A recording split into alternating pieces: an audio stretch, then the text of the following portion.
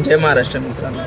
सध्याचा भाग तुम्ही जे पाहत असाल, जे आपल्या महाराष्ट्रामध्ये जे घडतंय ते फक्त ना जातीचं राजकारण एवढंच चाललं, बाकी त्याचं नाही.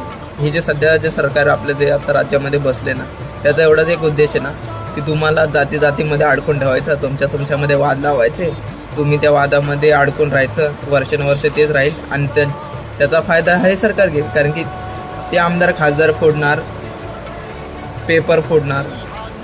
आता शेतकऱ्यांची कर्जमाफी 30 जूनला होणार होती, अजून झाली नाही, ती पुढे ढकलण्यात आली. या गोष्टीवर तुम्ही आवाज उचलू नयेत ना, यासाठी तर तुमच्यामध्ये जातीचं राजकारण केलं जातं. राहिला प्रश्न महिला सुरक्षेचा, त्यावर ते बोलणार नाहीत. राहिला इथला रोजगार, इथल्या बेरोजगारांना रोजगार द्यावा, यावर तुम्ही प्रश्न उचलू नाहीत. हा त्यांचा मेन मुद्दे. आणि या गोष्टीकडून तुम्हाला आहे ना लांब राहावं, यासाठी जातीमध्ये वाद लावले जातात.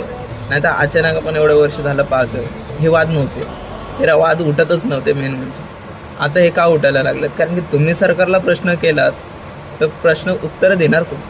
आणि हे प्रश्न तुम्हाला पडू नयेत ना, यासाठी तुम्हाला जातीमध्ये वाद लावले जातात. मित्रांनो, लक्षात घ्या. आता सध्या मातंग समाज हा 13% आरक्षणाच्या वर्गीकरणासाठी रस्त्यावर उतरतोय.